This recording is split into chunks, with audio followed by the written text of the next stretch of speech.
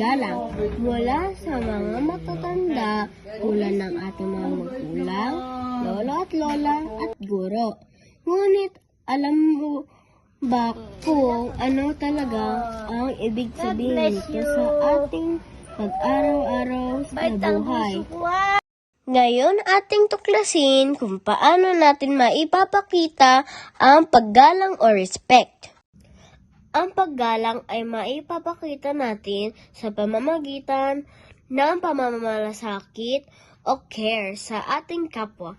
Ang pagtulong sa iba, pag-aalaga sa may sakit, o pakikinig sa mga magulang ay ilan lamang sa mga halimbawa nito.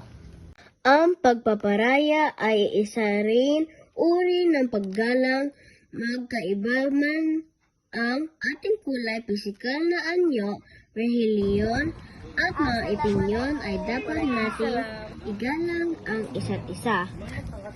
Pagsasaalang-alang. Bago pa man gawin o sabihin ang isang bagay, dapat siguraduhin natin walang ibang tao masasaktan. Lagi natin isipin kung ito ba ay makakabuti o makakasama sa ating kapwa. Kaya mga bata, laging tandaan, ang paggalang sa iba ay maaaring ipakita hindi lamang sa salita kundi gayon din sa gawa. Sabi nga, kung ano ang nais mong gawin sa iyo ay siya rin gagawin mo sa iyong kapwa-tao.